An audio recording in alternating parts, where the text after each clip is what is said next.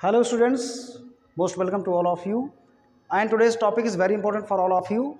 And I have brought some daily use words and phrases for all of you. So let's get started.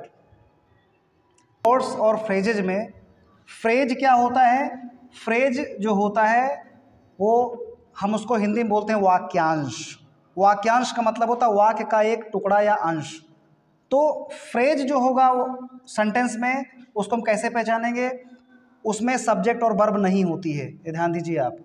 Subject और verb जिसमें ना हो वो जो words होता है ग्रुप में, दो तीन शब्दों को जो ग्रुप मारा होता है वो होता है फ्रेज। जैसे कि सूनर और लेटर, ठीक है।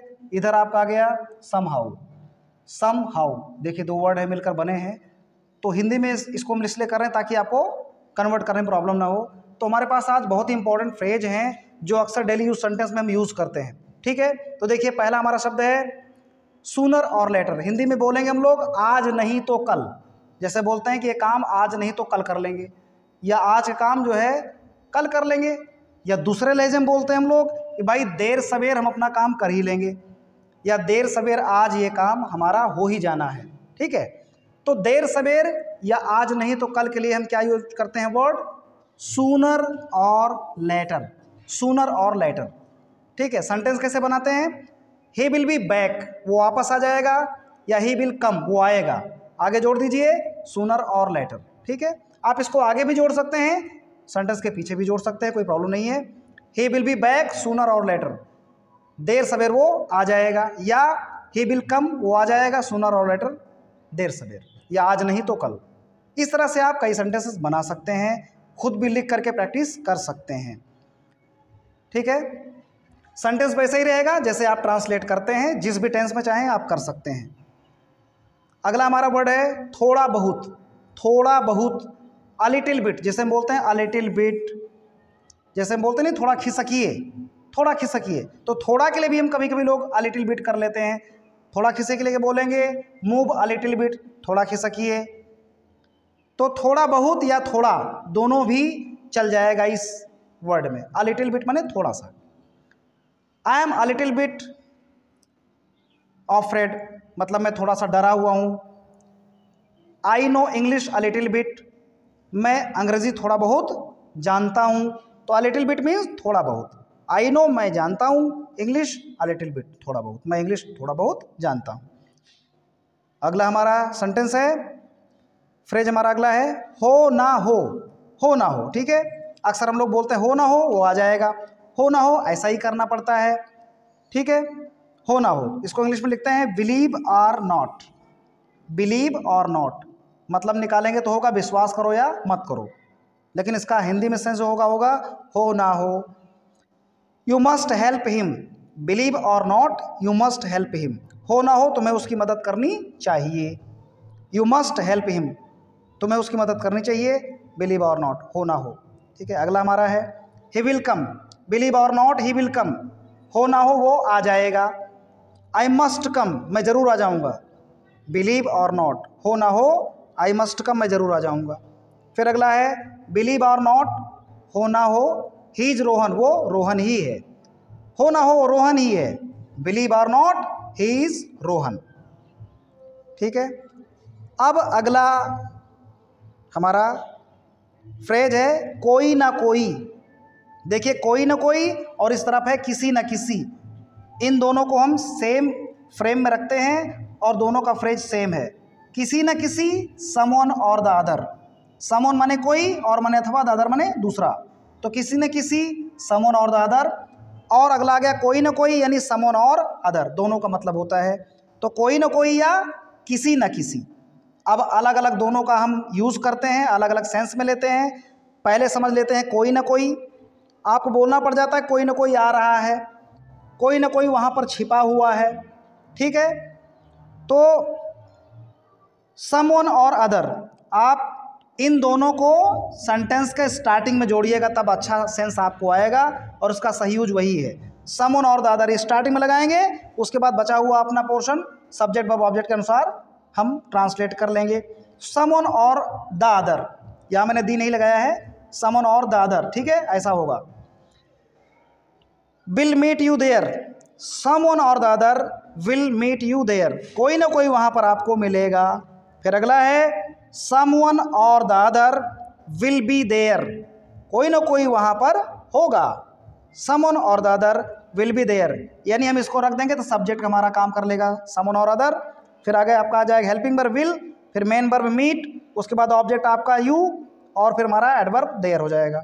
Someone or other will meet you there, कोई ना कोई वहाँ पर आपको मिलेगा, या someone or other will meet there, कोई ना कोई वहाँ मिलेगा। ठीक है, इसी समय हम ये भी देख लेते हैं, किसी न किसी, समवन और अदर, किसी न किसी।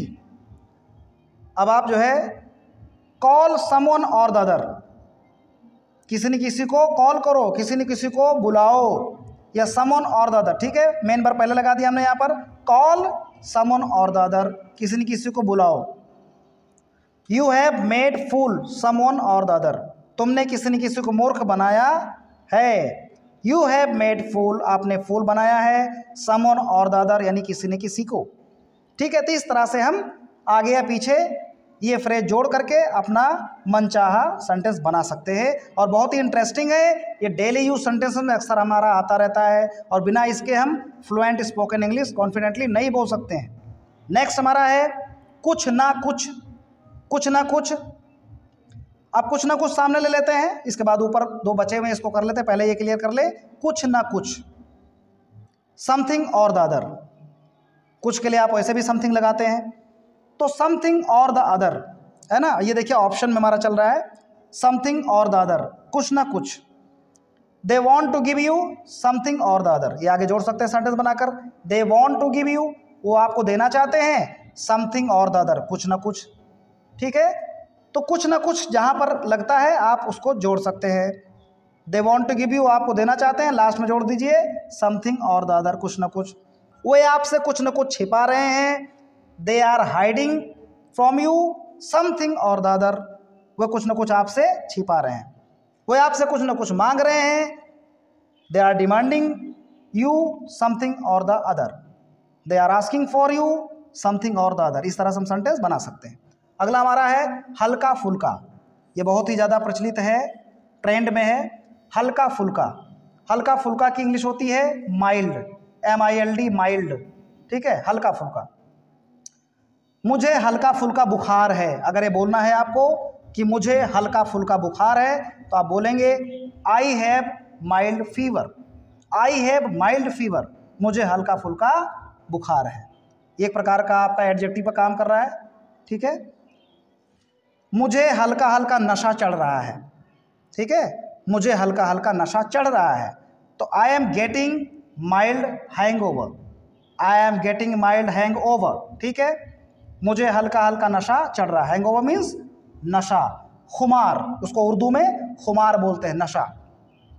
तो I am getting mild hangover, मुझे हल्का हल्का नशा चढ़ रहा है। अगला देख लेते हैं जैसे तैसे, ये बहुत ही प्रचलित है, ट्रेंडिंग में है। जैसे तैसे मैं यहाँ पहुँच गया, जैसे तैसे मैंने अपना काम कर लिया, जैसे तैसे वो यहाँ पहुँच गया, मीन्स समहाउ, यानी किसी तरह से, है ना, जिसका आप सेंस लगाते हैं एट एनी कॉस्ट, किसी भी कीमत पर, या एट एनी रेट, है किसी भी तरह से। तो at any cost, at any rate जब आप लेते हैं किसी भी कीमत पर, तो वो एक प्रकार का मानक होता है, स्टैंडर्ड होता है, कि वहाँ पर कंपैरिजन में आता है। लेकिन यहाँ पर दशा बताता है कि कोई काम हो गए, कोई काम जैसे कर लिया हमने, कोई काम हो गया तो वो कैसे भी करके हो गया, मतलब कि बहुत मुश्किल था, किसी तरह से हो गया, ऐसा। तो जैसे तैसे, समहाउ, इसका यूज करते हैं। आई वेंट देयर समहाउ, मैं वहाँ जैसे तैसे गया, आई वेंट देयर, मैं वहाँ गया, समहाउ, जैसे तैसे। अगला है आई रीच्ड हेयर समहाउ, मैं यहाँ जैसे तैसे पहुँचा, आई रीच्ड हेयर समहाउ, मैं जैसे तैसे पहुँचा। जैसे तैसे मैंने परीक्षा पास कर ली, somehow I passed the examination, है ना। इस तरह से बहुत सारे सेंटेंस बना सकते हैं आप। किसी तरह मैंने खाना खा लिया, खाना बहुत खराब था, किसी तरह खा लिया, somehow I at the food. तो इस तरह सेंटेंस बनाइए, और बहुत ही इंटरेस्टिंग सेंटेंसेस इससे बनते हैं। ये फ्रेजेस बहुत इंपॉर्टेंट है, आगे भी मैं और इसका जो रिमेनिंग पार्ट है वो आपको बताने जा रहा हूँ। लेकिन ये ध्यान दीजिए, अगर आपको इसका स्क्रीनशॉट लेना है तो आप ले सकते हैं। गाइस, ये रहा दूसरा पार्ट इसका, जो भी हमने बताया आपको। कुछ रिमेनिंग पार्ट्स इसके बचे हुए हैं जो मैं बता देना चाहता हूँ। और भी बहुत सारे हैं फिलहाल, लेकिन एक एक करके जैसे स्टेप बाय स्टेप हम लोग चलते हैं उसी तरह से आप इसे सीखेंगे। देखिए पहला हमारा सेंटेंस है, ये पहला हमारा फ्रेज है, इसीलिए तो। आपने देखा होगा अक्सर हम बात करते हैं इसीलिए तो मैं यहाँ आया हूँ, इसीलिए तो मैं ये काम कर रहा हूँ, आप इसीलिए ये वीडियो देख रहे हैं, है ना। ऐसा आप इंग्लिश सीखना चाहते हैं तभी तो वीडियो देख रहे हैं। तो इस तरह से होता है इसीलिए तो, या यही वजह है, यही कारण है। आप लोग बोलते हैं इसीलिए अर्थात यही वजह है या यही कारण है। तो इसीलिए तो जब होगा तो आप दैट इज़ वाई, आप ये लगाएंगे फ्रेज दैट्स वाई, चाहे दैट इज़ वाई बोलिए या शॉर्ट में दैट्स वाई, दैट्स वाई। तो अब सेंटेंस बनाकर देख लेते हैं ताकि क्लियरली समझ में जाए सेंस हमको। I have joined my Bollywood English, I have joined my Bollywood English, that is why I have joined my Bollywood English, इसीलिए तो मैंने माई बॉलीवुड इंग्लिश ज्वाइन किया है।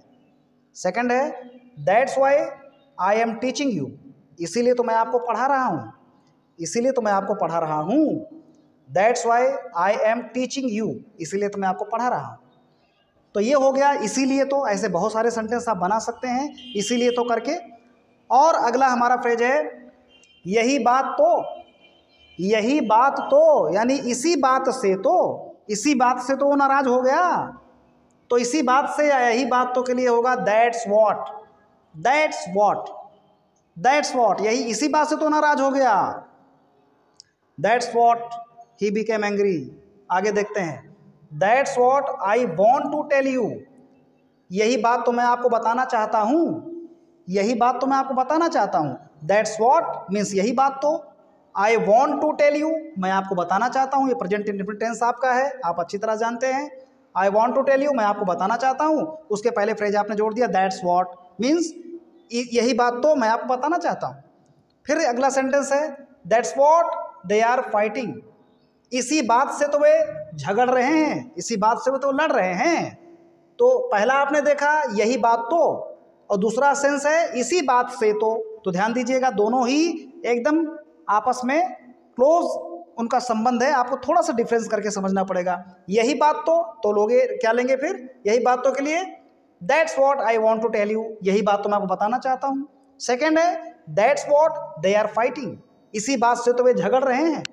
तो इस तरह से भी आप सेंटेंस और बना सकते हैं।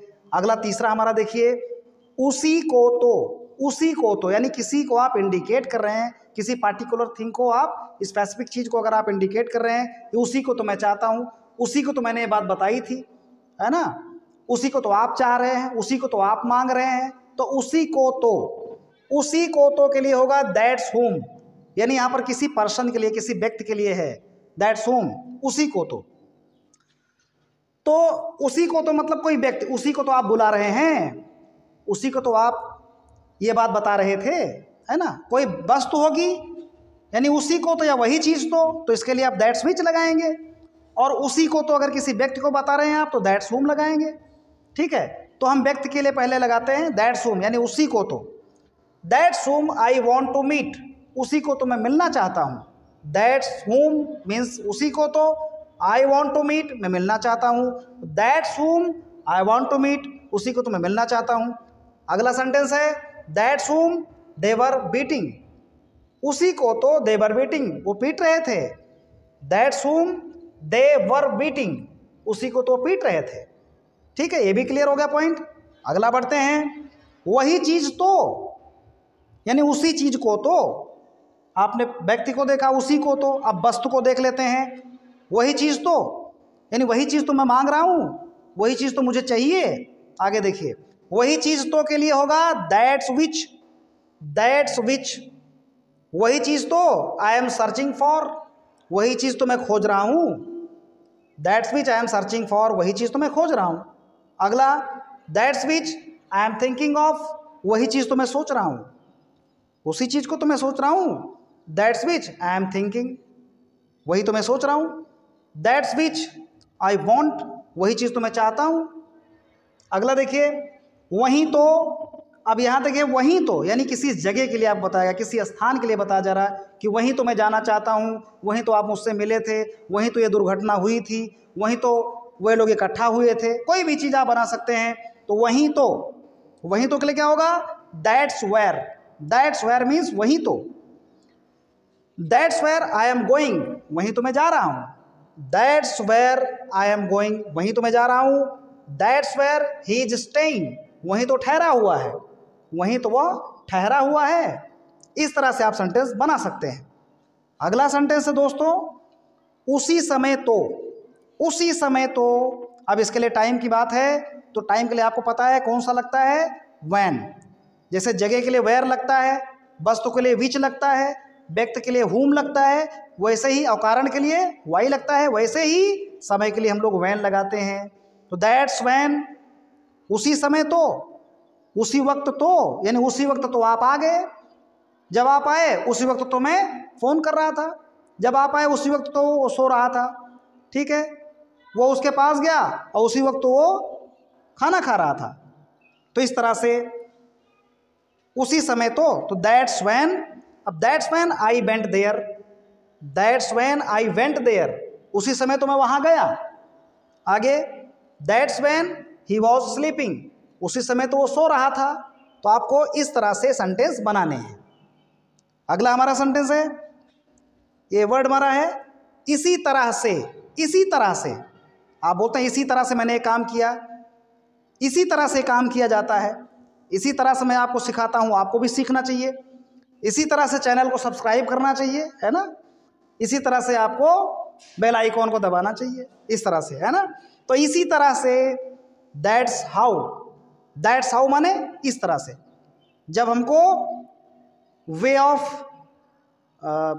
ऑफ कोई मोड बताना होता है, वे ऑफ एक्शन बताना होता है कि किस तरह से हम काम करते हैं, है ना, मोड ऑफ एक्शन जिसे हम बोलते हैं। तो मोड ऑफ एक्शन प्रकट करने के लिए दैट्स हाउ का यूज हम करते हैं। तो इसी तरह से that's how I did it, that's how I did it, यानी इसी तरह से मैंने इसे किया, इसी तरह से इसे मैंने किया। That's how I learned English, इसी तरह से मैंने अंग्रेजी सीखी। ठीक है, अब आगे आ गया वो ही तो, बड़ा इंटरेस्टिंग है, देखिए वो ही तो। वही तो नहीं बोल रहा हूं मैं, वही तो कोई वस्तु, वो ही तो मतलब कोई व्यक्ति है। वो ही तो मेरा मित्र है, वो ही तो ऐसा व्यक्ति है जिसके बारे में बात कर रहा था, वो ही तो है जिसे आप मिलने गए थे, है ना। अब आप किसी व्यक्ति को बोल रहे हैं, इंडिकेट कर रहे हैं, वो ही तो वो ही तो, that's who, that's who, WHO, that's who, that's who, that's who is my friend, वही तो मेरा दोस्त है, that's who is my friend. अगला, that's who was dancing in the party, that's who was dancing in the party, वही तो party में dance कर रहा था। ये हुआ आपके जो डेली यूज वर्ड्स और फ्रेजेज हैं जो मैं आपके लिए आज लेकर आया था। और उसके स्टडी से आप बहुत सारे सेंटेंसेस बना सकते हैं। और ये वो तरीके हैं जिससे आप पारंपरिक जो ट्रांसलेट करते हैं उससे बेहतर सेंस निकल कर सामने आता है और शॉर्टकट तरीके में अपनी बात को हम प्रेजेंट कर सकते हैं। तो इनके बिना यूज़ के आप कॉन्फिडेंटली इंग्लिश बोल नहीं सकते हैं और ना ही अच्छे सेंटेंस का निर्माण हो सकता है, उसका विन्यास हो सकता है। ठीक है, तो अच्छे सेंटेंस विन्यास के लिए हमको फ्रेज सीखना बहुत ज़रूरी है, फ्रेज को याद करना भी ज़रूरी है।